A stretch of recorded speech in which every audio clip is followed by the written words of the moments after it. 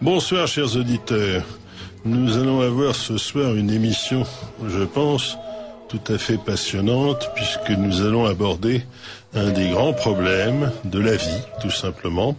C'est le problème des semences potagères et céréalières. Et pour parler de ces questions, nous recevons les membres de l'association Cocopelli. Je vais revenir sur cette association et sur les invités qui parleront de ce sujet ce soir et le samedi matin. Avant cela, je voudrais insister sur le fait que cette émission, qui est le libre journal des sciences et des techniques, animé par Paul de Vels, moi-même, votre serviteur, a lieu toutes les 4 semaines. Par exemple, les prochaines émissions, cette émission étant préenregistrée, malheureusement, les auditeurs ne pourront présenter de questions directes, mais ils pourront toujours les envoyer par courrier ou par Internet. Les émissions ont lieu dans l'ordre suivant: le 11 avril, le 9 mai, le 6 juin, le 4 juillet, et ainsi de suite, toutes les 4 semaines.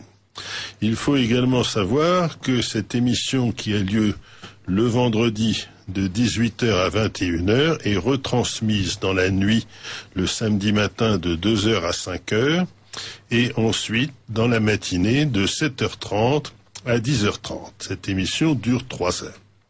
Nous allons aborder dans celle-ci, donc, je l'ai dit, le problème des semences. C'est un problème extrêmement important puisque il ne peut pas y avoir de production céréalière, de production potagère, de jardinage sans que les plantes soient issues de semences. Bien sûr, certaines d'entre elles sont propagées par bouture, c'est le cas de le dire, pour par exemple certains végétaux, et là, que ce soit les tomates, le blé, le maïs, sont issus de semences et doivent être semés. Et donc la véritable question qui se pose, c'est d'où viennent ces semences? Quelles sont les réglementations qui imposent que ces semences doivent être un type ou d'un autre? Et pour parler de ce sujet, nous allons avoir affaire à 3 personnalités. Je cite d'abord Jocelyn Moulin, qui est souvent connu sous son prénom et qui est une personne extrêmement active. C'est le trésorier et le fondateur de l'association Cocopelli. Retenez le nom de cette association, nous en parlerons à plusieurs reprises et je vous démontrerai dans cette émission que c'est véritablement un organisme d'utilité publique, comme vous allez le voir. Donc Jocelyn Moulin est le trésorier cofondateur de Cocopelli et à côté du président et de la secrétaire qui sont dans l'ordre Dominique Guillet et Sophie Guillet. Jocelyn Moulin, plus connu donc sous le nom de Jocelyn, est extrêmement présent dans toutes sortes de manifestations, en particulier des foires biologiques, la fête des plantes en particulier, dans la région parisienne. Toute personne qui s'intéresse aux végétaux et aux fleurs ne peut ignorer les rencontres de Courson et les fêtes de Saint-Jean-de-Borgard qui ont lieu l'une et l'autre 2 fois par an. Et à cette occasion, vous trouverez le stand de Cocopelli avec Jocelyn qui représente cette association. Nous avons une deuxième personne éminente qui est Madame Blanche Magarinos-Rey. Excusez-moi. C'est une avocate internationale, juriste, spécialiste du droit de l'environnement et qui est basée à Paris, où se trouve son cabinet. Vous m'interromprez si je fais une erreur, mais qui passe le plus clair de son temps à Bruxelles pour des raisons qui vous paraîtront évidentes plus tard. Et ces questions de droit sont extrêmement importantes et il ne faut pas que nous les laissions dans le flou. C'est pour ça que la présence d'une personne comme vous, Madame Magarinos-Rey, est très importante parce que vous pourrez nous dire où en est l'état du droit sur ces questions. La troisième personne éminente, c'est Madame Karine Fleth, F-L-E-I-T-H, je ne sais pas si je prononce correctement, qui est membre de Cocopelli et qui est également, je dirais, coordinatrice adjointe à côté de Madame Claire Chanu, qui est coordinatrice du collectif Femmes Semencières, qui a pour but d'éduquer à la semence reproductible. Nous parlerons de l'action de Femmes Semencières, qui fait référence à l'histoire et au mode de vie traditionnel paysan. Également, Madame Karine Flette est coordinatrice du jardin partagé de Courbevoie, dont vous parlerez un peu plus tard. Alors, quel est le problème essentiel? Le problème essentiel dont nous allons parler, c'est celui-ci. Est-ce que un agriculteur a le droit de cultiver et de commercialiser le fruit de son travail et de ses semences choisies librement? Ce n'est, comme vous le verrez, absolument pas le cas. C'est-à-dire la belle époque où vous avez Giono qui présentait un paysan qui ramassait des graines de blé et qui les cultivait sans absolument aucune référence à leur origine est complètement révolue. Et vous avez un certain nombre de structures juridiques, dont en particulier le catalogue français du GNIS. Le GNIS, qu'est-ce que c'est? C'est Groupement national interprofessionnel des semences et des plants, créé par le maréchal Pétain en 1941 à Vichy. D'accord. Alors, si vous voulez, bon, le maréchal Pétain de sinistre mémoire, alors, vous savez, certains avec le maréchal Pétain, si vous voulez, beaucoup de familles l'apprécient le maréchal Pétain au début de son action parce qu'il a fait rentrer des prisonniers de guerre. Il a aussi fondé la fête des mères, ce qui n'est pas si mal. Donc, il faut, si vous voulez, essayer de juger plutôt les fruits plutôt que l'arbre. Alors, en ce qui concerne ce GNIS, eh bien, c'est quelque chose qui existe depuis la période de l'État français, pendant la guerre, et surtout, ce catalogue est un point de passage obligé si on veut semer une variété et la cultiver. Mais également, il n'y a pas que ce catalogue, il y a aussi les autorités de Bruxelles dans une législation qui est en pleine évolution. Alors, je ne sais pas par quoi il faut commencer si vous voulez, mais je vais peut-être donner la parole à l'un de vous pour que vous expliquiez quelle doit être l'attitude d'un paysan qui veut, par exemple, cultiver un champ de blé ou un champ de maïs. Où est-ce qu'il va trouver ses semences et comment va-t-il les choisir? Et ensuite, est-ce qu'il peut simplement récolter ces semences et les ressemer après la récolte? Est-ce que vous pourriez répondre à ces questions? Okay. Madame Magarine-Austré? Oui, alors... Donc on parle d'un agriculteur professionnel. Alors il trouve ses semences en général auprès de sa coopérative agricole et les semences donc que va lui fournir sa coopérative, elles vont être pour l'immense majorité d'entre elles des variétés protégées. Donc souvent, si l'espèce s'y prête, des variétés hybrides F1, non reproductibles. Sinon, en ce qui concerne par exemple les blés, puisqu'on n'a jamais réussi à faire d'hybride avec les blés, eh bien ce sera une variété protégée qui appartient donc à l'industrie semencière. Alors je vous interromps tout de suite. Nous allons en fait, pour simplifier, classer les semences en 3 catégories. Les premières sont les variétés hybrides F1. Alors je suis convaincu que la plupart de nos auditeurs ne savent pas exactement ce que c'est qu'un hybride F1. Si on parle de F1, ils pourront penser aux courses automobiles. Il faut à peu près leur dire ce que c'est. Et ensuite, vous avez des variétés fixées ou stabilisées qui représentent des variétés traditionnelles existant depuis longtemps. Et vous avez par-dessus le marché des variétés OGM. Alors pourriez-vous me dire aux auditeurs de façon simple quelles sont les distinctions entre ces 3 types de semences? Alors, Donc, on va commencer par les variétés traditionnelles, qui sont les variétés qu'on a héritées de nos parents, de nos grands-parents, qui ont été cultivées, mises au point, sélectionnées par des générations de paysans. Ces variétés, on les appelle fixées en France, on les appelle open pollinated en anglais, à pollinisation ouverte. On les appelle aussi chez Cocopelli des variétés anciennes parce que c'est vrai que ça fait longtemps qu'on les voit plus sur les marchés puisqu'elles ont été rendues illégales. Voilà, ce sont des variétés qui ont été sélectionnées pour leur caractère et de manière visuelle par les paysans. Et leur pollinisation se fait de manière ouverte, c'est-à-dire par les voies naturelles, les insectes qui butinent d'une fleur à l'autre, le vent, etc. C'est ce qu'on appelle les variétés à pollinisation ouverte ou les variétés fixées. Et ces variétés-là n'appartiennent à personne ou appartiennent à tous. Elles font partie de ce qu'on appelle le domaine public. Elles ne sont pas protégées par des droits de propriété intellectuelle.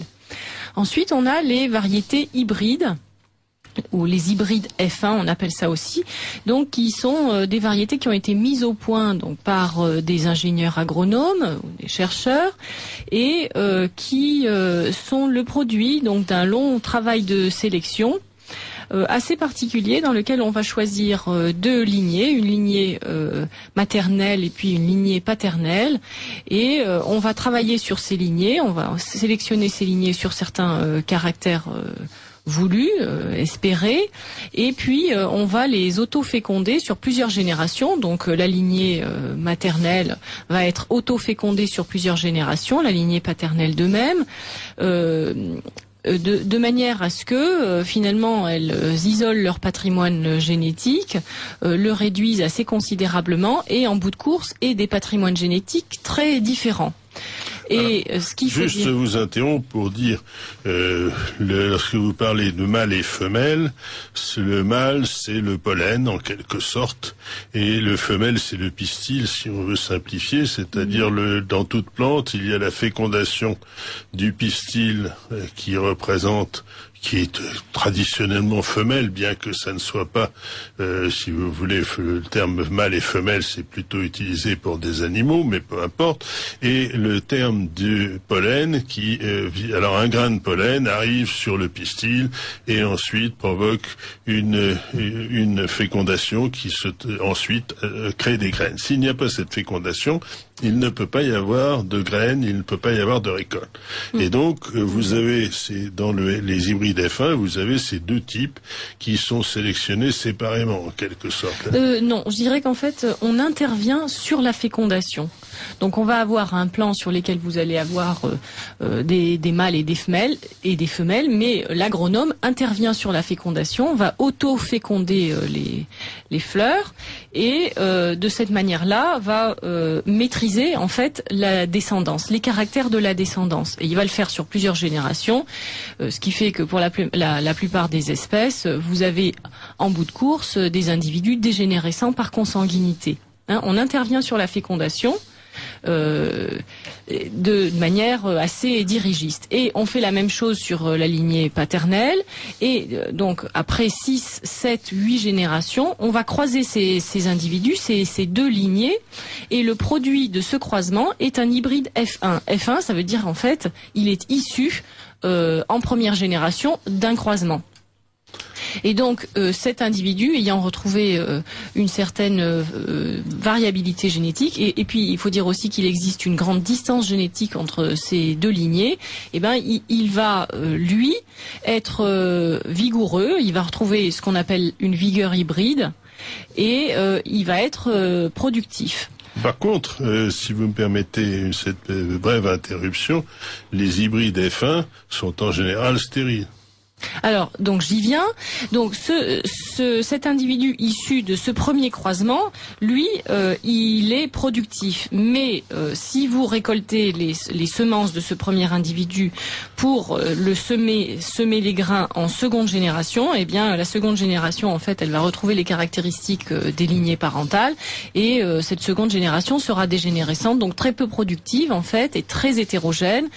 Et c'est la raison pour laquelle on dit que les hybrides F1 sont non reproductibles, c'est pas qu'ils sont non reproductifs sur le plan biologique, mais ils ne vont pas du tout donner les rendements de la première génération, et cela va obliger les agriculteurs à se réapprovisionner en semences hybrides F1 chaque année.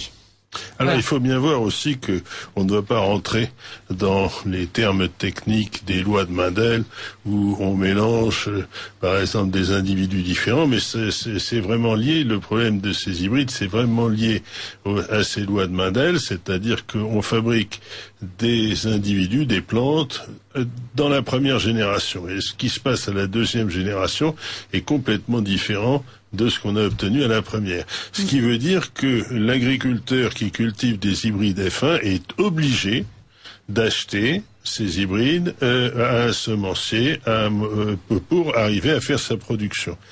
Alors ensuite, est-ce qu'on peut également parler des OGM? Oui. Alors, donc, si vous voulez, les hybrides F1, ça a été une manière de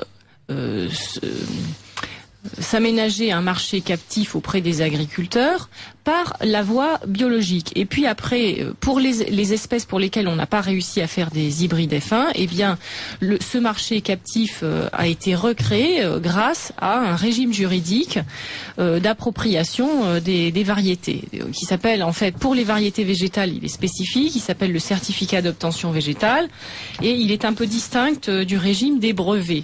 Mais le régime des brevets existe également pour les inventions à partir d'organismes microbiologiques, micro-organismes en fait on appelle ça, et donc là ça concerne les OGM. Donc les OGM c'est encore différent puisqu'on fait intervenir une autre technique qui s'appelle la transgénèse, par laquelle on va mélanger en fait des patrimoines génétiques issus d'espèces ou de règnes différents, et cette intervention particulière va permettre aux semenciers d'obtenir un brevet sur la variété. Alors, les variétés OGM, donc ce sont des variétés sur lesquelles l'agronome est intervenu par la transgénèse et qui sont également protégées par des brevets.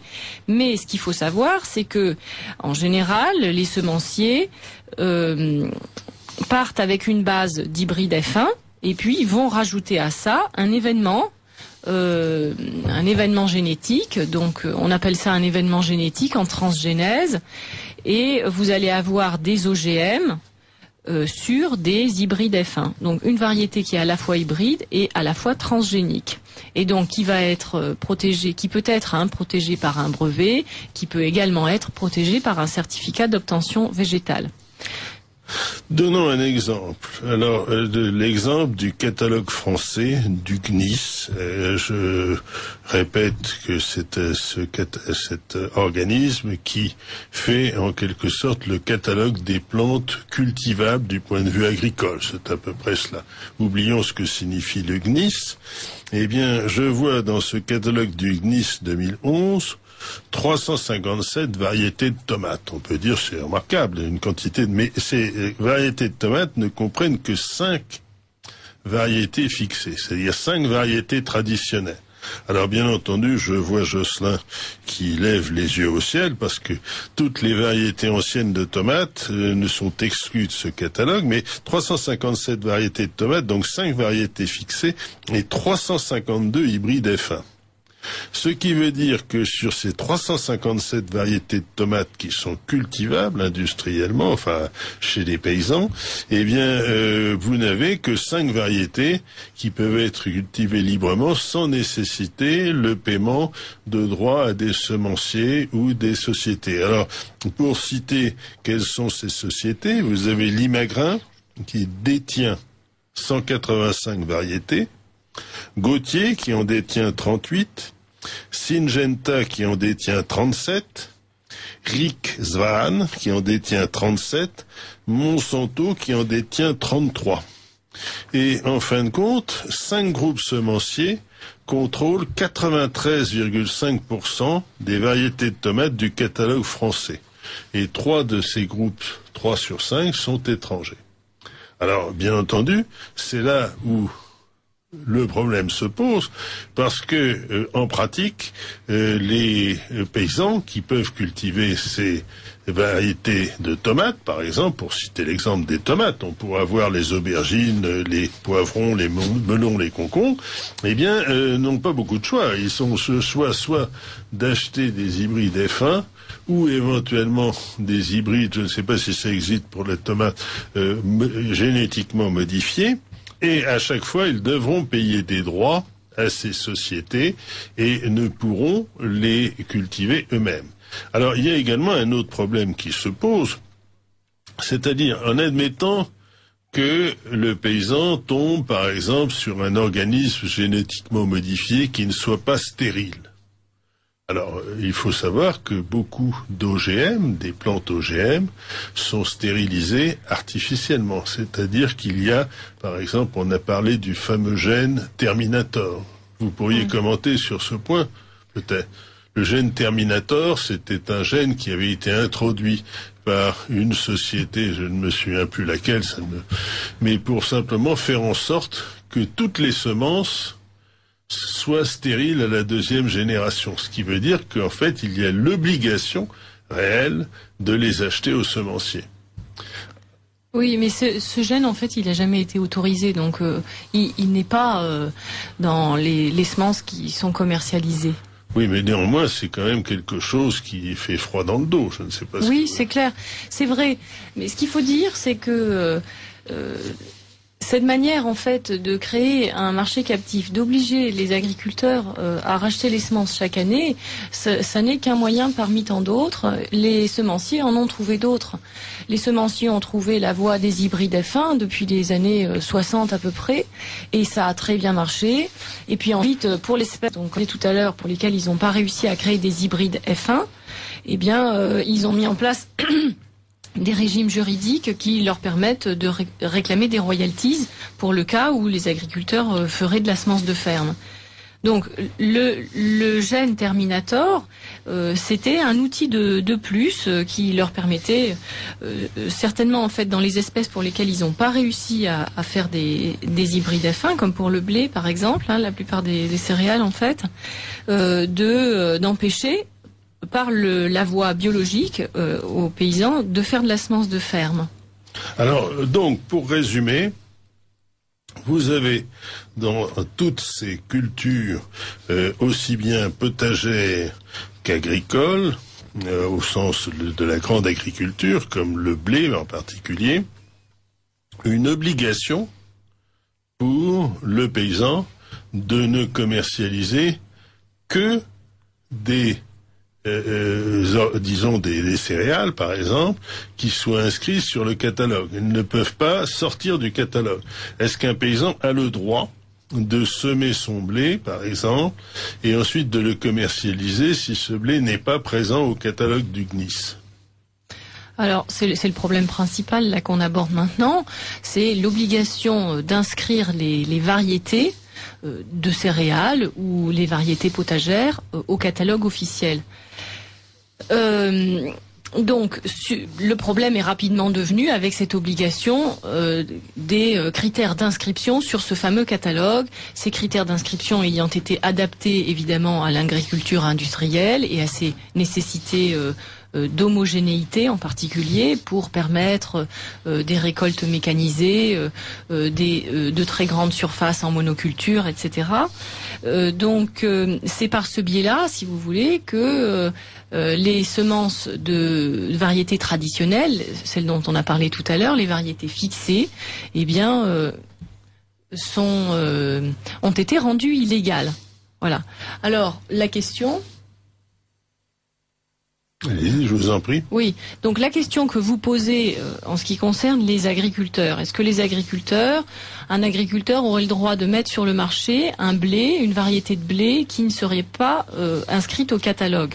Alors la réponse qui doit être donnée là en ce moment, donc sans considération de la réforme qui est en cours, mais donc au regard de la législation qui est applicable à l'heure actuelle, c'est celle qui consiste à s'interroger sur qui va acheter les semences qui vont être vendues par l'agriculteur. Si l'agriculteur lui a des collègues agriculteurs qui voudraient acheter ces variétés de blé qui ne sont pas inscrites au catalogue, qui peut être un blé ancien par exemple, avec lequel on fait un très bon pain, eh bien cet agriculteur va faire une utilisation commerciale des produits de la récolte, et dans ce cas-là, l'agriculteur n'a pas le droit de vendre cette variété. Cette variété, dès lors que les produits vont être utilisés sur le plan commercial, doit être inscrite au catalogue officiel. S'il vend cette variété à des jardiniers amateurs, par exemple, ou des amis, ou l'échange, ou donne la variété, parce que en fait, la notion de commercialisation inclut également l'échange et le don, à des jardiniers amateurs qui ne vont pas faire une utilisation commerciale de la variété. À ce moment-là, la variété peut effectivement être donnée ou échangée alors qu'elle n'est pas inscrite au catalogue officiel.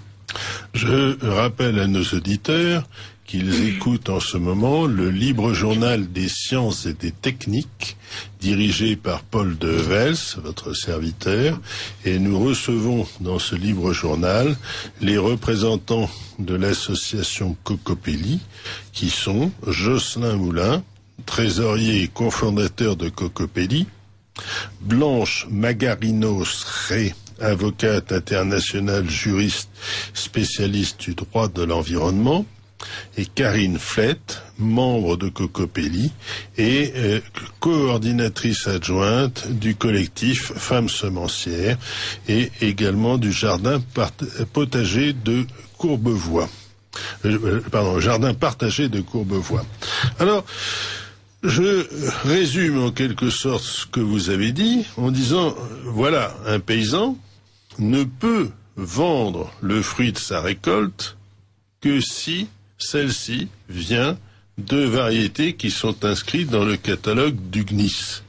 Autrement, le catalogue officiel. Parce que le catalogue du CNIS n'existe plus. D'accord. Alors, disons le catalogue officiel qui est au niveau européen. Alors, si vous voulez, là encore, c'est un maquis qui n'est pas évident pour le profane, mais disons que si sa variété qu'il cultive est inscrite dans ce catalogue et certifiée par le fait qu'il a acheté à une coopérative ou à un semencier, il peut le cultiver et il peut le commercialiser librement. Autrement, il n'a le droit qu'à le commercialiser uniquement à des amis ou sans que ça puisse faire l'objet de, disons, d'une exploitation quelconque. Alors par exemple, s'il fait du blé, eh bien, il ne peut pas vendre les grains de blé librement.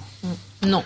Donc ça lui est complètement interdit. Alors ce point est pour moi disons le message principal que je voudrais faire passer dans cette émission. Parce que tout le monde a l'air de dire que les agriculteurs français peuvent semer le fruit de leur récolte et le vendre. Ce n'est pas tout à fait vrai, et c'est même l'inverse qui est exact. Et il faut, dans cet exemple que je vous avais donné, qui date du catalogue 2011 du CNIS, qui bien entendu est repris, comme vous allez nous le préciser, par Bruxelles, et bien sur 357 variétés de tomates, il y a 352 hybrides F1. Ils sont des hybrides de première génération et qui, a priori, sont soit stériles, soit en fait fertiles, mais donnant des résultats qui sont complètement différents de ce qu'on attend d'entre eux. Donc, si vous voulez, ça ne sert à rien de semer des graines de tomates d'hybride F1.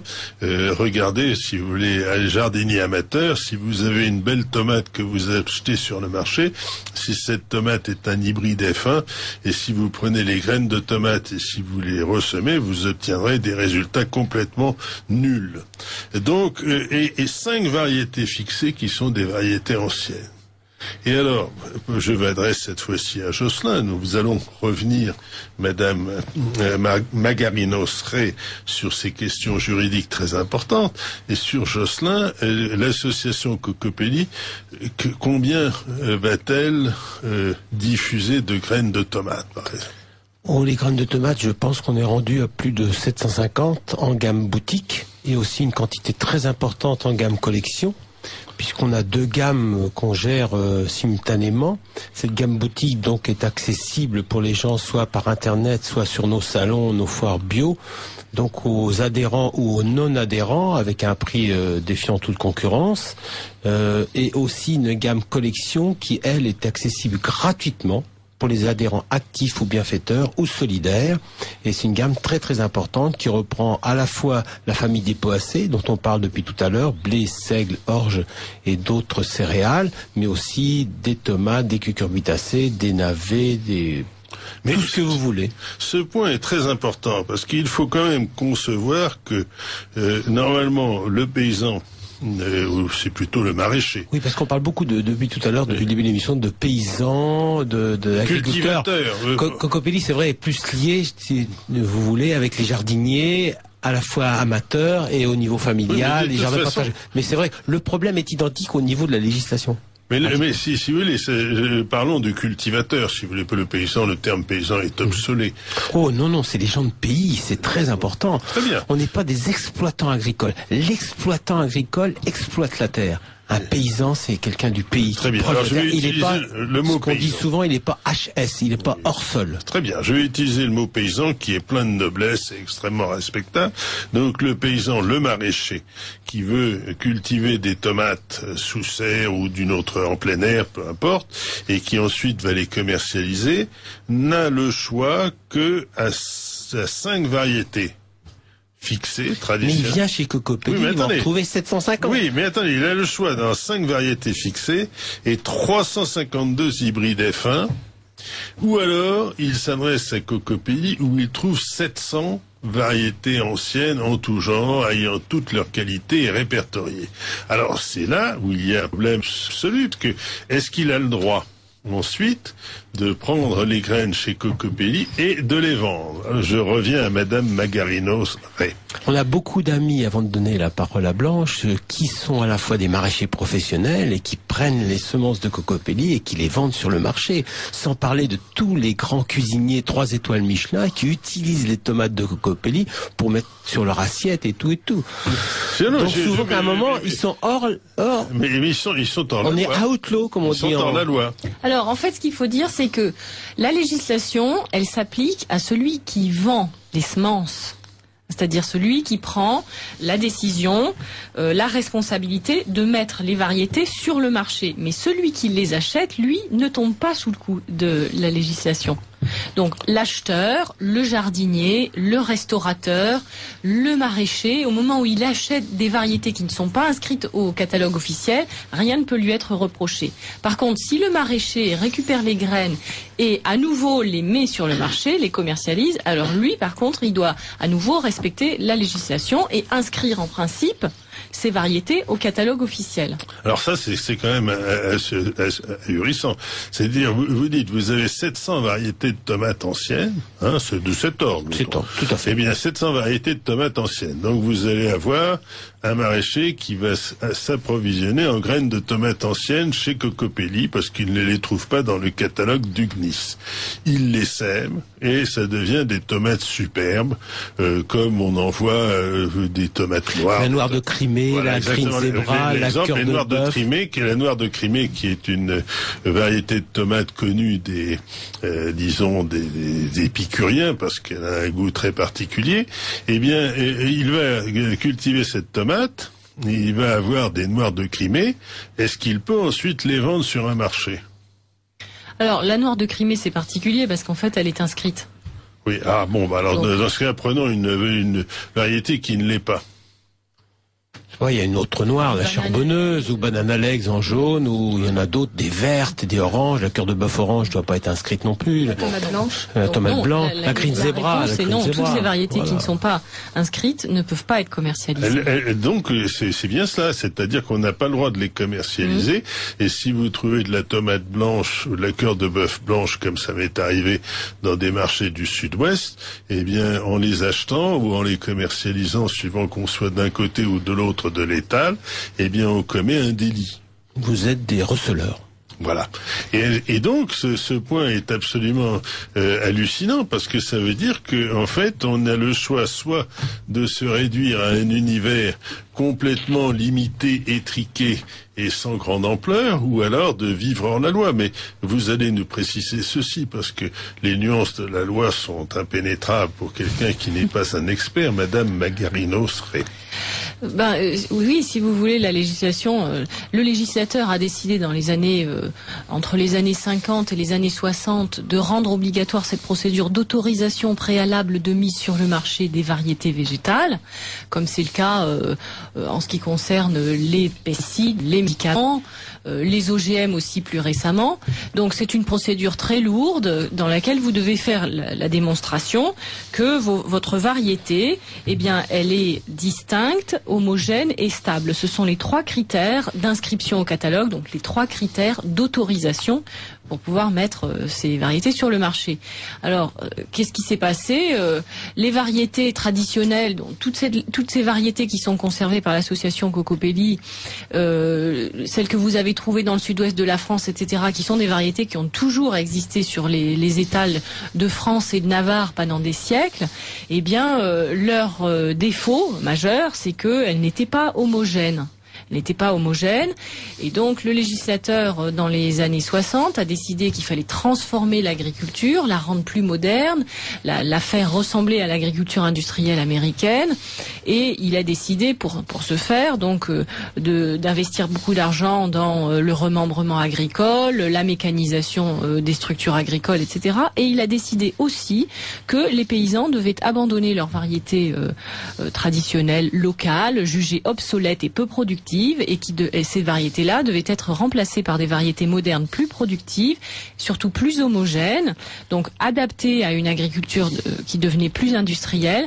Et la législation a suivi ce mouvement réformateur de l'agriculture et a imposé donc ces conditions pour la commercialisation des variétés. Et toutes ces variétés, ces milliers de variétés qui existaient sur les marchés localement dans le reste de l'Europe et sur le reste de la planète, en fait, elles ont été rendues illégales, en tout cas en Europe, puisqu'elles ne répondaient plus à ces critères, en particulier d'homogénéité génétique et de stabilité commerciale. Cela veut dire qu'en quelque sorte, dans une période qui a duré 40 ans, on a assassiné toutes les variétés anciennes qui ont été vouées à disparaître.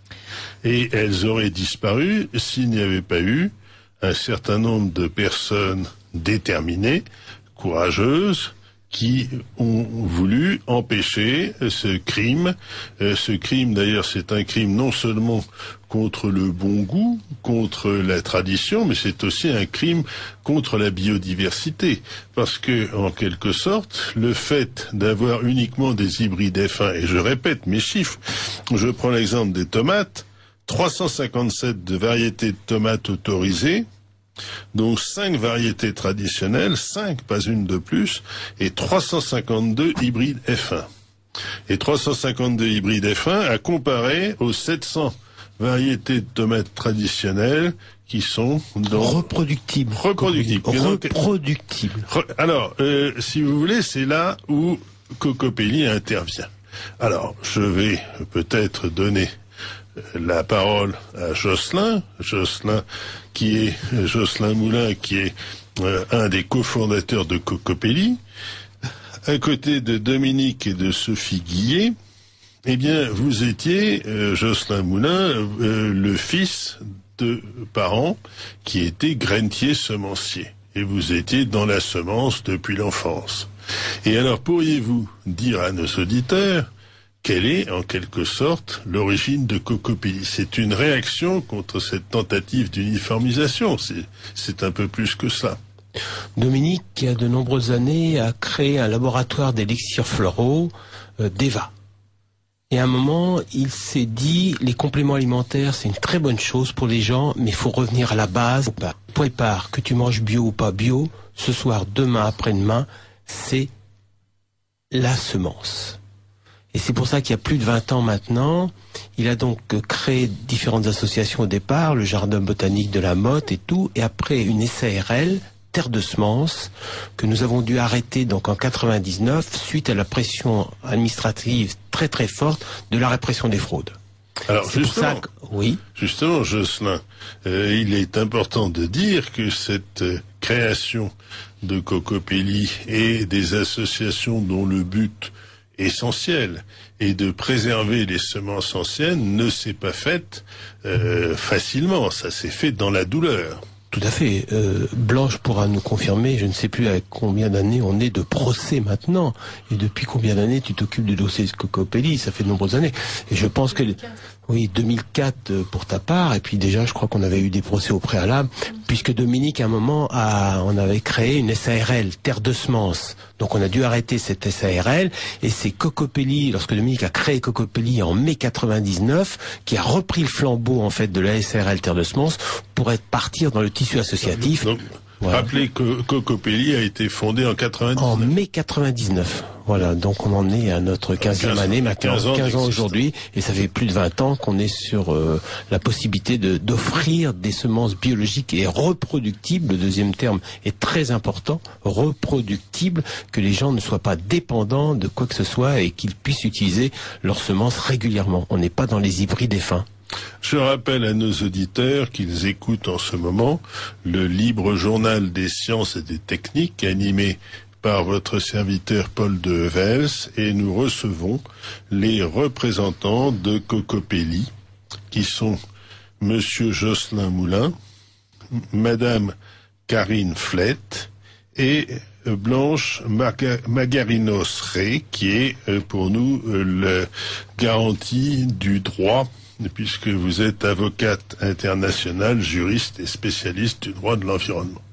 Alors, c'est intéressant aussi pour nos auditeurs de voir la pression des lobbies. Le lobby semencier, est-ce qu'on peut parler d'un lobby semencier? Oui. Tout à fait. Et alors, ce lobby semencier a empêché la création de cette SARL qui avait pour but... Ah non, la SARL, on l'a bien créée. On a dû l'arrêter au bout de 4 ans d'existence parce que la pression a été tellement forte dans le sens où on commercialisait des semences dites illégales au regard de la loi française, sachant qu'on ne se considère pas dans l'illégalité, nous, soit à travers la SARL Terre de Semences, soit à travers Cocopelli.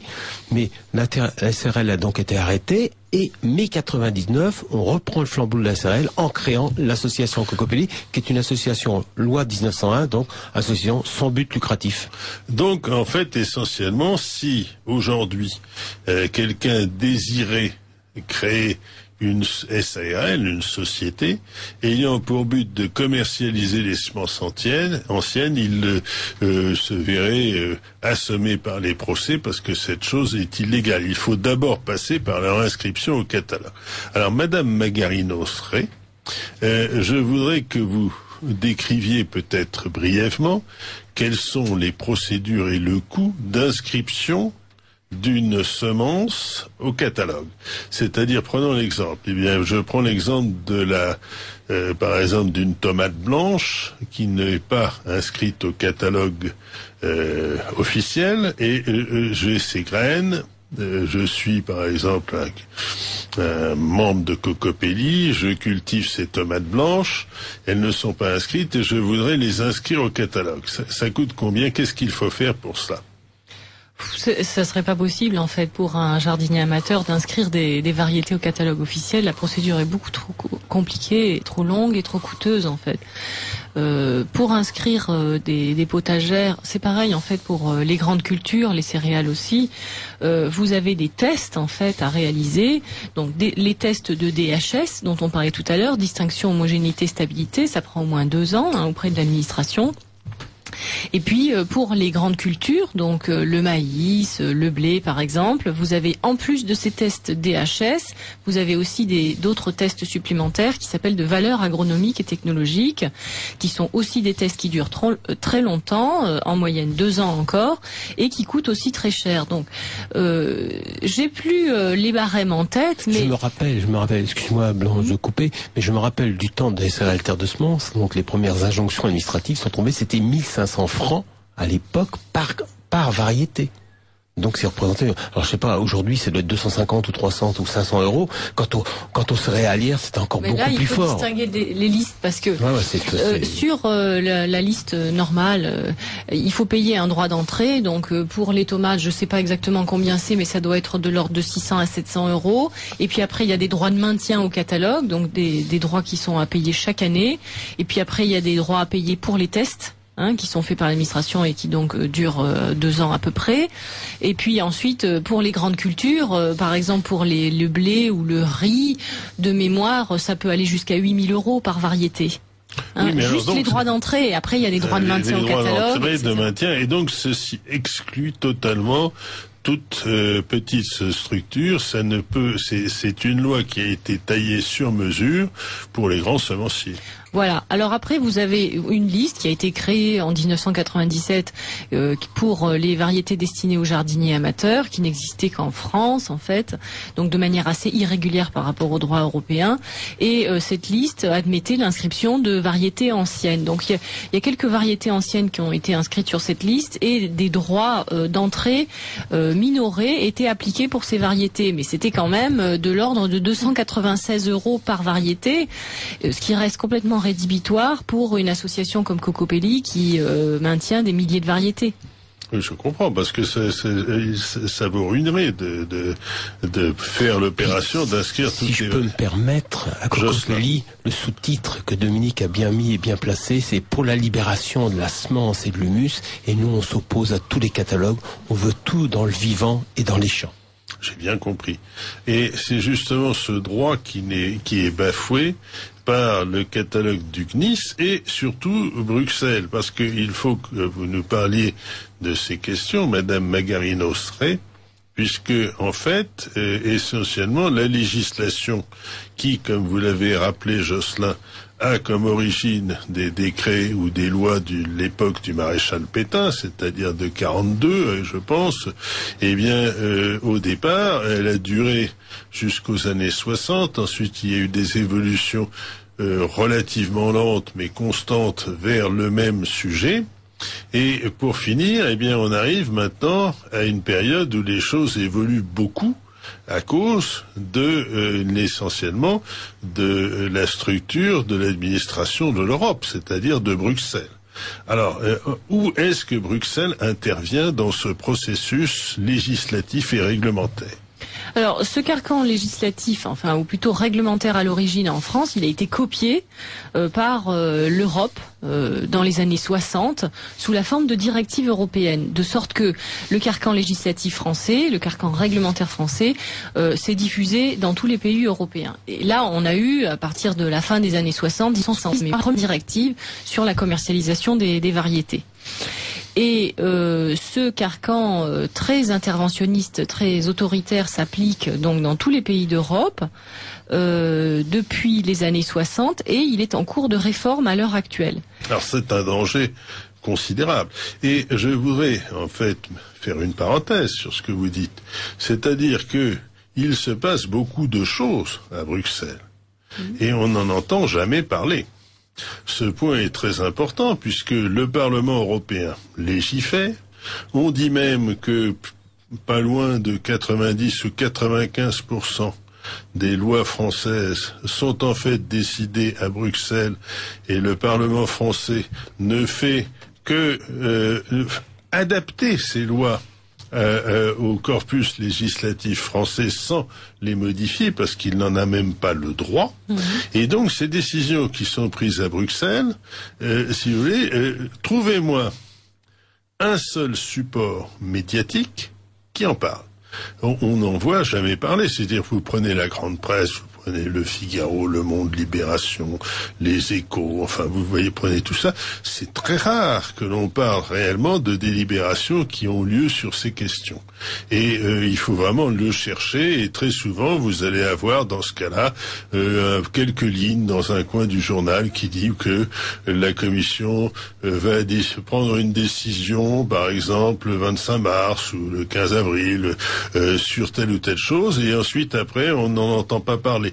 Alors il y a également les décisions très importantes qui sont prises sans que le Français en soit réellement informé sur la libéralisation du commerce.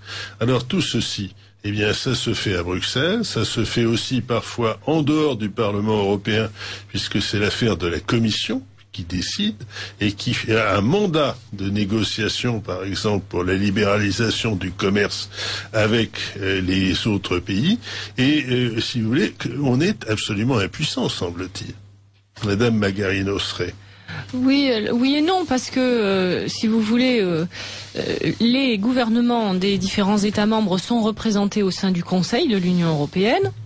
Et donc ils sont co-législateurs. Le Conseil est une des institutions de l'Union européenne, et nos représentants, les citoyens européens, sont représentés par le biais de députés européens au Parlement européen. Et donc ensuite vous avez un mécanisme de codécision législative entre le Parlement européen et le Conseil de l'Union européenne. Et la Commission, dans tout ça, eh bien, elle fait un peu fonction de gouvernement, comme le gouvernement en France, c'est-à-dire qu'elle a l'initiative des lois. Donc elle va proposer une réforme, par exemple la réforme de la législation sur le commerce des semences, dans lequel elle propose de rassembler 12 directives qui s'appliquent donc aux semences en un seul règlement européen. Et ensuite, le texte est transmis au Parlement européen et au Conseil de l'Union européenne. Et ces deux chambres, un peu comme l'Assemblée nationale et le Sénat, doivent se mettre d'accord et aboutir à un texte. Oui, un texte Madame Magarino-Srey, vous nous faites un cours du droit civique européen. C'est comme cela que ça se passe selon les traités. Moi, ce que je dis, c'est qu'on n'entend jamais parler. On n'entend jamais parler de ces délibérations. Oui, ça c'est le problème. C'est-à-dire que ce qui se passe là-haut, c'est évidemment capital pour la vie quotidienne de tous les Européens, et ça filtre très peu dans les médias.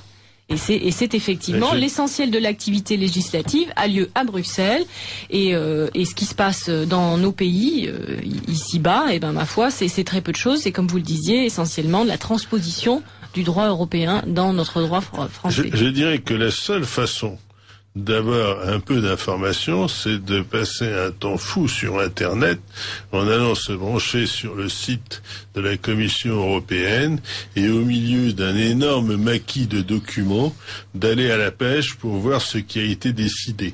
Ou alors, il faut assister aux séances du Parlement européen pour écouter les digressions des différents députés lors du vote des différentes lois. Mais ceci est absolument affolant, parce qu'en ce qui concerne les graines, bon, nous parlons des semences, les semences.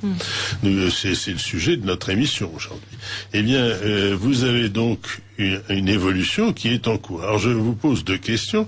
D'abord, par rapport à la législation actuelle, eh bien, il va y avoir une évolution très importante. Qu'en est-il? Ensuite, la deuxième question, c'est que il y a également les accords de libre-échange et avec en particulier les États-Unis et le Canada, qui ont un autre système que le nôtre, du point de vue de l'habilitation des variétés agricoles. Et qu'en est-il de ces accords? Est-ce que vous avez des renseignements sur ce qui se passe? Puisque, en particulier, le problème est d'abord, je dirais pas franco-français, il est européen. C'est-à-dire qu'à l'intérieur de l'Europe, on ne peut, dans la pratique, que commercialiser des semences, enfin le fruit de récolte de semences, qui sont en fait inscrites dans des catalogues. Alors, à le niveau de l'Europe, c'est quoi ces catalogues?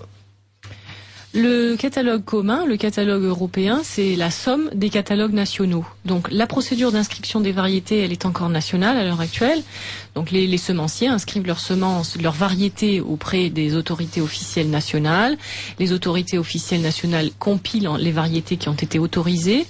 Et puis la compilation de ces différents catalogues nationaux forme le catalogue commun. Alors en ce qui concerne la réforme, alors est-ce que la réforme va modifier sensiblement les choses? c'est un petit peu ce qu'on voudrait, puisque ça fait 60 ans que ce carcan s'applique de manière très autoritaire et que, comme je l'expliquais tout à l'heure, il a été mis en place finalement pour moderniser l'agriculture à une époque où on avait des problèmes de productivité, hein, très clairement, après la guerre, des problèmes de dépendance vis-à-vis de l'aide alimentaire américaine, etc. Tous ces problèmes-là ont été résolus en pratiquement 10 ans, hein, pas plus. Et donc, est-ce qu'on a encore besoin de ce carcan à l'heure actuelle ? Puisqu'on est arrivé à des taux de productivité parfaitement satisfaisants. Et puis on s'est aperçu aussi que cette agriculture, eh bien, elle avait des désavantages importants en termes de durabilité des pratiques agricoles, de pollution généralisée des sols, des ressources aquatiques, etc. Donc ne serait-il pas le moment donc de transformer le visage de notre agriculture? Et en ce qui concerne les semences, eh bien, cette législation, elle a eu des effets très néfastes sur la biodiversité, comme vous le disiez tout à l'heure. La FAO, donc l'organe des Nations Unies pour l'agriculture et l'alimentation, nous dit qu'on a vu disparaître pratiquement 80% de la biodiversité alimentaire en un siècle d'agriculture industrielle. Donc on espère que cette réforme va nous libérer un peu de ce carcan réglementaire pour que refleurisse un peu partout la biodiversité qui a été rendue illégale. La vérité, c'est que, bon, comme vous le disiez tout à l'heure, les lobbies sont très présents à Bruxelles.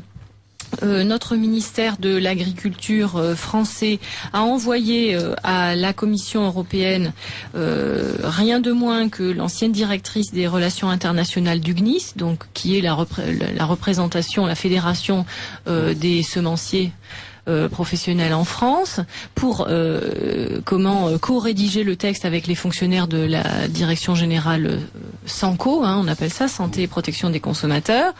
La DG Sanco, exactement, qui s'occupe de ce texte. Et donc le texte qui a été proposé récemment par la DG Sanco, donc la Commission, au Parlement européen, était un texte très décevant, hein, finalement, qui n'opère pas du tout le changement espéré.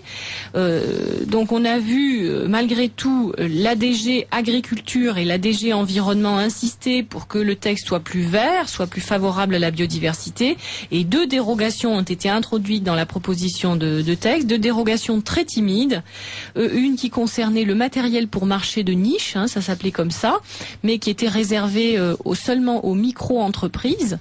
Donc c'était une dérogation qui permettait la mise sur le marché de variétés sans inscription au catalogue, hein, sans inscription au catalogue officiel, de variétés anciennes, de variétés appartenant au domaine public, en tout cas pas de variétés protégées, mais pour des utilisateurs non professionnels et uniquement des micro-entreprises, c'est-à-dire des entreprises qui font un chiffre d'affaires inférieur à 2 millions d'euros et qui ont moins de 10 salariés. Or, et là, on comprend tout de suite que l'association Cocopédie était gênée par cette limitation, dont elle aurait pu bénéficier, mais elle emploie plus de 10 salariés et donc on ne pouvait pas bénéficier de cette dérogation. Et puis, il y a eu une autre dérogation qui était très peu précise dans le texte, qui s'appelait le matériel hétérogène, et qui avait été proposé par la DG Agriculture, mais dont on ne savait pratiquement rien. La Commission s'était réservé le droit, en fait, dans la proposition, de préciser ce que pouvait être le matériel hétérogène. Hein, je l'ai dit tout à l'heure, on a un problème avec l'homogénéité, donc ce matériel hétérogène constituait effectivement un espoir, une dérogation éventuelle, mais la Commission se laissait la possibilité de définir ce que ça allait être, les conditions de mise en circulation, etc., toute seule, sans procédure de colégislation avec le Parlement européen. Et puis, vous aviez encore un autre paragraphe qui parlait des variétés avec description officiellement reconnue, donc qui auraient pu correspondre aux variétés anciennes, sans application des critères DHS, donc une inscription obligatoire, mais pas d'application de ces critères de distinction, homogénéité, stabilité, mais avec l'obligation de produire toutes les variétés dans leur région d'origine. Or, quand on a une collection de plus de 100 ou plus de 1000 ou plus de 2000 variétés, il est très difficile d'avoir des mainteneurs dans chaque région d'origine. C'est pas compliqué. La rose de Berne à Berne, la tomate des Andes dans les Andes, le haricot tarbé à Tarbes, voilà. Et il suffit de mettre un adhérent de Cocopédie partout et on arrive à 3,259 milliards d'adhérents. Oui, Voilà. alors, Donc tout ça a été très compliqué. Donc si vous voulez, simplement pour vous préciser où en est ce texte, le texte était très problématique, très critiqué par les différentes organisations européennes qui s'occupent de biodiversité. Et le texte est arrivé sur les bureaux des députés européens. Ils se sont aperçus à quelques mois des élections européennes, puisqu'on a des élections européennes le 25 mai prochain en France, que ce texte et la problématique des semences pouvaient être une problématique qui allait interférer dans leur campagne électorale. Et puis ce qui s'est passé aussi, c'est que à cause de toutes ces discussions sur la biodiversité, l'influence du lobby semencier, etc., plus de 1400 amendements ont été déposés sur ce texte.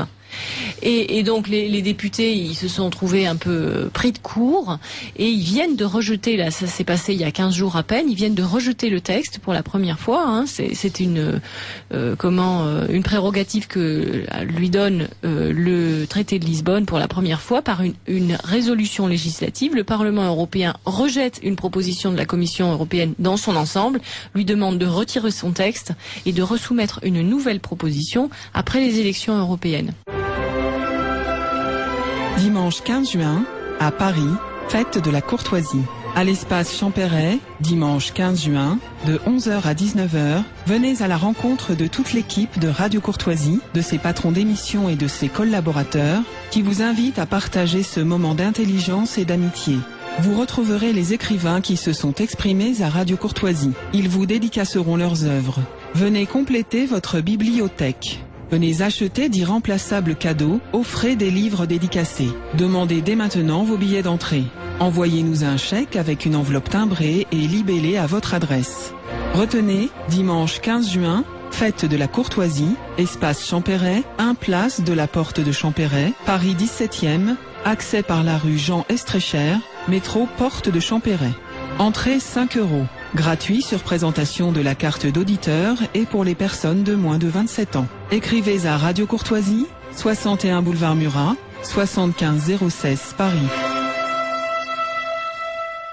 C'est quand même assez hallucinant que il y ait cette espèce de blocage à cause des élections européennes, parce qu'il paraît évident que ce blocage a lieu simplement du fait que les résultats du vote de ce texte auraient certainement été tellement impopulaires qu'elles auraient entraîné une réaction considérable de la part des gens. Mais alors, nous sommes quand même dans une situation qui est absolument hallucinante. C'est-à-dire, nous vivons avec un corpus législatif qui a été adapté à la grande agriculture et aux grands semenciers, qui maintenant monopolisent l'essentiel des graines pouvant être cultivées et commercialisées librement. Et avec littéralement des prix prohibitifs si on veut homologuer des nouvelles variétés ou des variétés anciennes, si on n'est pas soi-même un semencier important. C'est-à-dire ça coûte extrêmement cher, c'est comme déposer un nouveau brevet, ça coûte très cher. Bon, donc en fait il y a un blocage, et alors ça veut dire essentiellement si il n'y avait pas Cocopelli, toutes ces variétés anciennes seraient mortes. Il y en a déjà beaucoup qui ont disparu, c'est ça qu'il faut dire. Oui, mais je dis par là, si Cocopelli n'avait pas été là pour être un conservatoire de variétés anciennes, alors voilà, on me passe en particulier la liste de la gamme des différents type qui est un catalogue absolument considérable de graines de collection. Alors je vois par exemple alors c'est là où on voit par exemple des variétés, les haricots écossais nains, Agathe Pinto, Astet Crête Kisnet, Big Borlotto, flageolet vierge chevrier, lingot suisse blanc. Toutes ces variétés seraient mortes. Et elles ont toutes un intérêt considérable. Et alors, je pense que... alors, juste une chose, parce que on peut pas vraiment dire qu'elles seraient mortes, on ne sait pas trop, hein, parce que on a quand même des conservatoires et des banques de gènes publiques qui sont censés conserver les variétés anciennes. Mais il y en a beaucoup, en fait, qui... Oui, alors écoutez, ça c'est encore autre chose. Mais nos banques de gènes publiques, elles ont à une époque pleinement joué leur fonction, et puis elles ont vu leur crédit diminuer, et aujourd'hui on sait qu'il y a énormément de collections qui ont disparu. Il n'y a plus de moyens publics pour maintenir les collections, et donc effectivement elles disparaissent à grande allure. Elles sont dans de très mauvais états pour la plupart d'entre elles. Et ce que vous disent les semenciers, c'est oui, mais d'accord, peut-être que les collections publiques sont en train de disparaître, mais nous, on a constitué nos collections, et donc on conserve la biodiversité. Et cette diversité-là, à tout moment, on peut la faire sortir de nos frigos, et à partir des variétés anciennes, élaborer des variétés nouvelles sur lesquelles on aura un droit de propriété, bien sûr, mais des variétés nouvelles malgré tout. Et donc, on se charge de la biodiversité, ne vous inquiétez pas. Et cette biodiversité, d'ailleurs, on a fait l'effort avec aussi des financements publics pour la mettre à Svalbard, dans une espèce de grand frigo souterrain en Norvège, et ça constitue finalement la garantie. Entre parenthèses, la Norvège ne fait pas partie de la communauté. Et c'est financé par nos impôts européens, sachant que la Norvège n'était pas en Europe et a quand même donné le prix Nobel à la Commission européenne sans être dans l'Europe. Oui. C'est merveilleux, c'est merveilleux. C'est très bizarre. Et alors, ce qui se passe, là, par exemple, excusez-moi, nous faisons une émission, on essaie de prendre tous ces problèmes les uns après les autres. Alors, Cocopelli a fait l'effort absolu de rassembler et de mettre un catalogue où l'on peut se procurer un nombre considérable de semences. Vous parlez de 700. Là déjà, en commercialisation, rien qu'en commercialisation sur le site internet ou sur les salons, on ira à 2500. Vous êtes 2500 variétés. Et je ne parle pas de la gamme collection dont je parlais tout à l'heure. Oui, c'est la collection, c'est en plus. Ça, c'est accessible gratuitement pour les adhérents actifs, solidaires ou bienfaiteurs. J'ai bien compris. Et alors, donc ça en fait, on doit être à 3005 là maintenant. Bon, 3500 variétés différentes et autrement qui seraient disons, soumises aux aléas. On ne sait pas ce qu'elles seraient devenues. Elles n'auraient pas été répertoriées. Enfin, elles n'auraient pas eu la possibilité de ce que l'on fait à Cocopelli, de le remettre dans le vivant, dans les champs, régulièrement.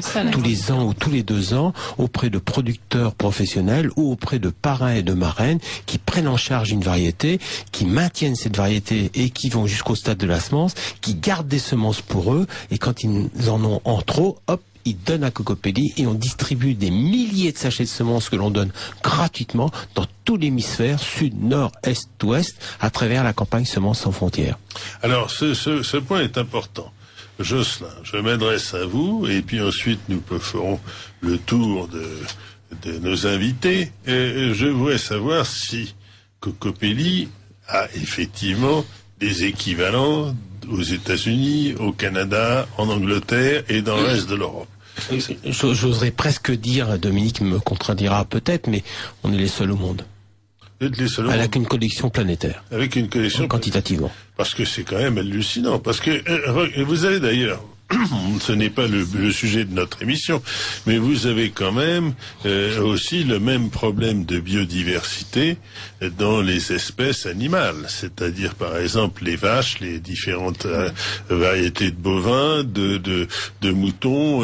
Par exemple, on parlait de l'exemple de l'âne du Poitou qui a failli disparaître. Le baudet du Poitou. Le baudet du Poitou. Et en fin de compte, parfois, ce sont quelques amateurs qui cultivent, enfin disons, qui élèvent les dernières variétés existantes, et en fin de compte l'agriculture industrielle impose une consanguinité parfois, et même le clonage dans certains cas, absolument scandaleuse des animaux, au point qu'on se rend compte que peut-être dans quelques années il pourrait y avoir des phénomènes de dégénérescence complète des lignées. Est-ce que vous me disiez que les grands semenciers prétendent avoir dans leur réfrigérateur suffisamment de patrimoine génétique pour assurer cette biodiversité? Vous avez en cas de catastrophe nucléaire, ils vont ressortir tout de la Svalbard, de la banque dans le permafrost norvégien pour remettre ça dans les champs. C'est pas possible. Là, ils vont éradiquer les anciennes variétés pour aller cacher tout ça et pour faire disparaître et pour arriver avec leurs semences transgéniques. On le sait. Ils font ça au quotidien. Parce que nous n'avons pour le moment pas beaucoup parlé des OGM, mais c'est surtout la disparition de ce qu'on pourrait appeler les variétés fixées. Pour le moment, dans toutes les listes que j'ai, alors j'ai parlé des tomates, mais essayons de parler, par exemple, les piments poivrons. 120 variétés de piments poivrons, dont 10 variétés fixées et 110 variétés F1. Par exemple, 95 variétés de courgettes, dont 6 variétés fixées traditionnelles et 89 hybrides F1. Les aubergines, 36 variétés d'aubergines, donc 5 variétés fixées, 31 variétés F1. Et pratiquement, il n'y a que des hybrides F1. L'objectif, c'est d'arriver qu'à de F1, de façon à ce que le maraîcher, le jardinier, soit dépendant à 500% pour tous les ans retourner au tiroir caisse pour racheter ses semences. C'est le marché le plus hyper captif sur le plan financier. Alors ce point est absolument stupéfiant, c'est-à-dire, regardez, alors j'engage les auditeurs à se brancher sur votre site web où vous avez par exemple des documents extrêmement bien véritablement archivés, où vous avez par exemple l'exemple 153 variétés de souffleurs, 140 variétés hybrides F1. C'est fou, qui appartiennent à Alors, qui appartiennent à Limagrin. Qui est-ce Limagrin?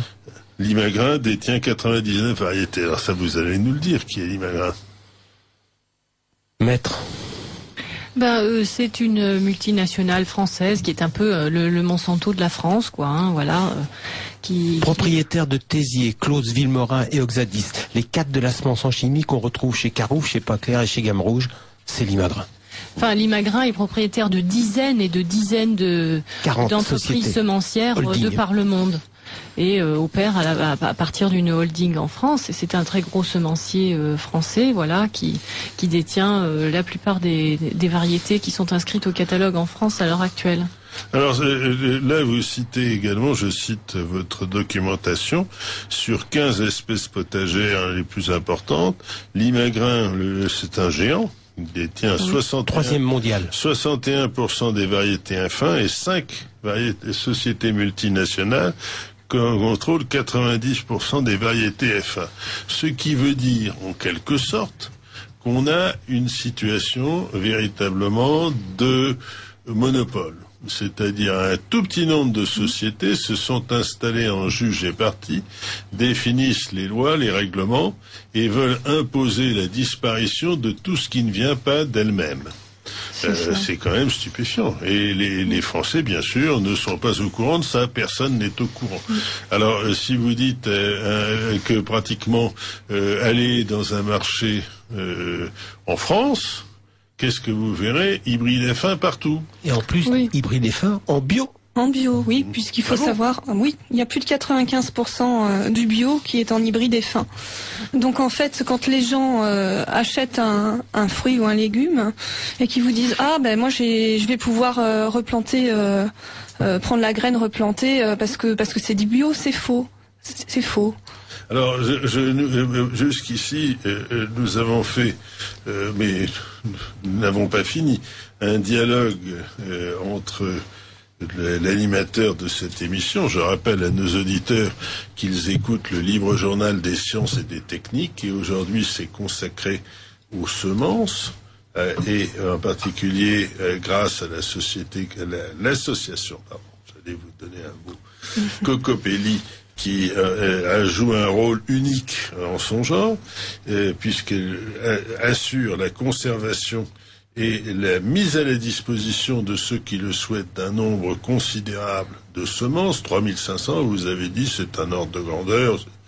Et alors que pratiquement toutes les autres viennent de quelques sociétés, 5 qui contrôlent 90% du marché. Alors nous n'allons pas les citer, ça leur ferait trop de publicité. Et bien sûr, là-dessus, vous avez, nous avons parlé avec Jocelyn Moulin, qui est le trésorier cofondateur de Cocopelli, Blanche Magarino-Sré, qui est avocate, juriste et spécialiste du droit de l'environnement.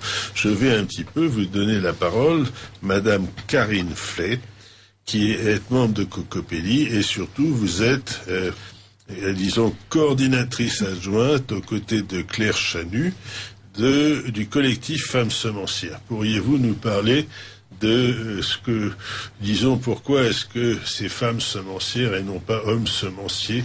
Ce point est important parce que ça fait référence à l'histoire agricole.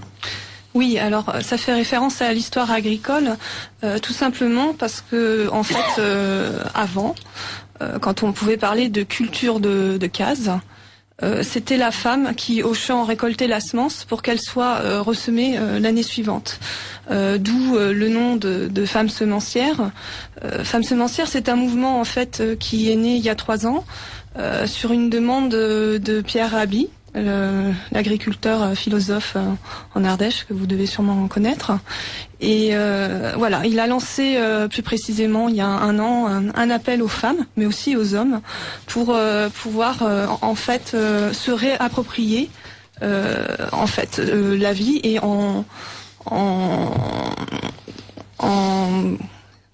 excusez-moi, c'est la première fois que je fais de la radio, donc voilà. Je vous en prie. Donc en essayant de revaloriser, de resensibiliser les gens sur l'importance de la semence reproductible. Alors, justement, vous avez une présentation Oui. où vous dites « À l'heure où les jardins potagers disparaissent aussi vite que poussent les grandes surfaces, la semence reproductive devient interdite par une législation criminelle, nous en avons parlé. Les femmes gardiennes de la vie et les hommes doivent reprendre leur rôle. Tous ensemble, nous avons le devoir de nous réapproprier notre alimentation, notre santé, notre pouvoir, notre souveraineté pour assurer un avenir à nos enfants. Sans semences reproductibles, il n'y a ni autonomie alimentaire, ni préservation de la biodiversité, ni agroécologie. » Alors ce point est quand même capital, parce que nous avons parlé très peu de l'autonomie alimentaire, parce que maintenant, lorsqu'on parle d'autonomie alimentaire, ça paraît une espèce d'affirmation chauvine. On va vendre, pour beaucoup de gens, on va vendre de l'Airbus, des Airbus brésiliens pour qu'ils nous envoient des poulets. Bon, alors évidemment, ça serait beaucoup mieux d'avoir des poulets qui viennent de Brest, par exemple, plutôt que de les faire venir par avion. Alors c'est vrai que aujourd'hui, lorsque vous allez sur un marché, vous avez en hiver des cerises qui viennent d'Afrique du Sud, des haricots... Ce matin, les haricots verts du Kenya, oui. Les fraises qui arrivaient de je sais pas où, en traversant le marché, en venant, là, il y avait des choses, mais ils sont hors saison, totalement hors saison. Mais ce qui est aussi beaucoup plus grave, c'est que en réalité, il faut aussi savoir que vous avez maintenant des multinationales qui n'ont rien à voir avec la France, puisque au départ peut-être c'était des sociétés françaises, mais ce sont des sociétés contrôlées par des capitaux internationaux qui se sont appropriés le monopole de la semence. Ce qui veut dire que pratiquement, s'il y avait une crise quelconque, et ces crises peuvent arriver assez facilement, n'est-ce pas, tous les gens qui ont lu la presse attentivement ont vu qu'il y avait une très grande tension rappelant l'époque du rideau de fer entre ce qu'on pourrait appeler le monde occidental et la Russie au sujet de l'Ukraine, de la Crimée. Et bien entendu, il suffit de très peu pour que on soit obligé de se poser la question qui nourrit qui. Et en particulier, est-ce qu'on pourrait arriver à subsister? Je pense qu'on pourrait arriver à subsister sans avoir besoin de haricots kenyans ou de cerises venant d'Afrique du Sud. Néanmoins, ce n'est pas cela qui est en cause. Ce n'est pas le fait d'acheter des mangues qui viennent du Pérou ou des choses du même genre, c'est simplement le fait de pouvoir semer des variétés. Si par exemple vous avez une société, par exemple les sociétés semencières deviennent entièrement, mettons, américaines, eh bien elles pourraient à ce moment-là nous dicter leurs conditions pour semer des variétés de blé, par exemple. C'est quand même très surprenant. Chose encore plus surprenante, aujourd'hui, qui est le maraîcher qui fournit les 13, 14 ou 15 ou 16 millions d'habitants de Paris, de la ceinture et de la grande banlieue? Qui est le maraîcher aujourd'hui? le camion de 38 tonnes qui remonte la vallée du Rhône et qui arrive d'Espagne, d'Italie, de Sicile ou d'Israël et qui est Rungis. Le maraîcher parisien, c'est Rungis. 48 heures de stock.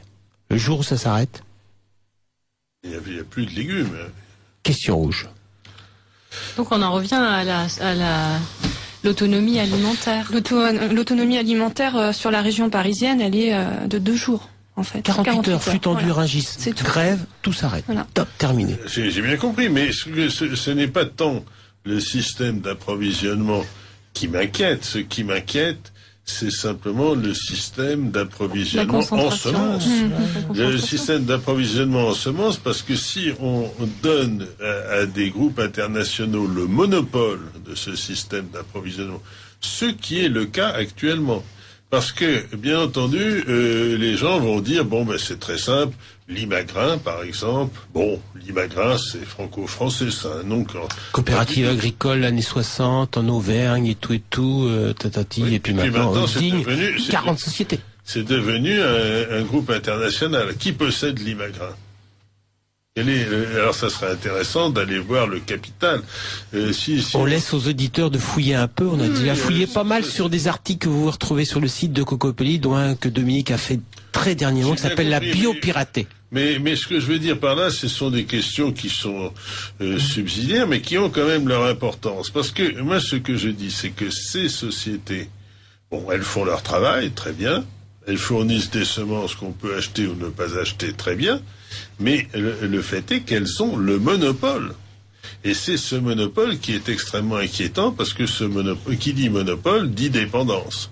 Et en particulier, ce qui est très choquant dans tout ce système, c'est que les paysans français n'ont pas le droit de cultiver des variétés hors catalogue, ou s'ils le font, ils ne peuvent pas les commercialiser librement, et on est dans une situation où ils sont obligés naturellement de passer sous les fourches codines. Alors là encore, vous évoquez le phénomène de la concentration. C'est pas un monopole à proprement parler, mais c'est un quasi-monopole dans lequel, sur le marché mondial, opèrent 5-6 entreprises pour l'immense majorité des semences qui sont vendues. C'est vrai. Et quand ils vous disent nous avons nos propres gènes, nos propres ressources génétiques, nos propres banques de gènes, et on peut de toute façon réutiliser cette biodiversité congelée à tout moment pour créer de nouvelles variétés, ça veut dire qu'effectivement ils ont la main mise sur le pool génétique de base qui va servir en fait à alimenter toute l'agriculture mondiale, qu'il va falloir passer par eux pour acheter des semences et puis pour alimenter l'agriculture mondiale. Et puis ce qu'il faut dire aussi, c'est que ils ont une imagination en ce qui concerne la création variétale qui est quand même assez limitée, puisqu'ils n'investissent sur de la création de variétés que lorsque ça représente, la variété peut représenter à long terme ou à moyen terme des gains financiers importants. Donc vous avez quand même une recherche variétale qui est concentrée sur quelques variétés susceptibles d'être vendues à très très large échelle. Mais c'est vrai que finalement ils ne servent pas à grand chose, au fond. Ils servent à l'agriculture très industrielle et très standardisée, qui fait l'objet de tractations au niveau international. Et voilà, ça répond, si vous voulez, à un besoin qui résulte de l'évolution de notre agriculture et de nos sociétés et de nos systèmes économiques actuels, mais qui ne répond absolument pas à une diversité de besoins qui ont été oubliés par la législation sur les semences en particulier, des besoins locaux, des besoins de niche, des envies particulières de jardiniers, une nécessité aussi de conserver la biodiversité accessible à tous pour créer des variétés qui répondraient à des marchés plus petits, à des besoins moins rentables, etc. Et de ce point de vue-là, ces semenciers-là ne font pas l'affaire. J'observe que c'est une prodigieuse régression. C'est une prodigieuse régression parce que, en quelque sorte, nous aboutissons à la conclusion que quelques groupes contrôlent 90% du marché semencier, qu'elles en ont le monopole et peuvent faire ce qu'elles veulent en empêchant tout autre, organisme d'inscrire de nouvelles variétés ou même des variétés anciennes dans le catalogue. Alors nous arrivons peu à peu à la fin de la première partie de notre émission. Ce tableau est extrêmement inquiétant. Et je me pose encore une fois la question, Cocopelli, si ça n'avait pas été créé par des personnes ayant, une vue à long terme, eh bien, toutes ces variétés, ou la plupart d'entre elles, auraient disparu. Alors, Jocelyn, je vais m'adresser à vous dans les quelques minutes ou quelques secondes qui nous restent. Je souhaiterais que vous donniez les coordonnées de l'association Cocopelli, ou si possible même le site web de cette association, et en répétant encore une fois pour nos auditeurs la bonne orthographe de Cocopelli pour qu'ils le trouvent facilement sur Internet. Je vous prie. Merci beaucoup. Donc l'association Cocopelli, Kokope2li, je vous donne même l'adresse postale, 22 Cap de Lourmes, 09 290 le Mas d'Asile, le téléphone 05 61 67 69 87, le site que je vous donne tout de suite, donc c'est, vous le savez, http://, c'est Cocopelli, Kokope2li, semence au pluriel, un S au début, un S à la fin, .fr. Et on a aussi un mail où vous pouvez nous écrire. Le président sera très heureux, il adore les mails. C'est semence au pluriel, un S au début, un S à la fin, @Cocopelli-semence, toujours au pluriel, .fr. Et nous organisons le 1er, 2, 3 et le 4 mai un grand festival Cocopelli avec notre amie Vandana Shiva, dont la traductrice principale est à ma droite et elle s'appelle Blanche Magalinos. Très bien, je remercie nos invités et nous reprendrons cette émission sur les semences dans quelques minutes après la pause technique.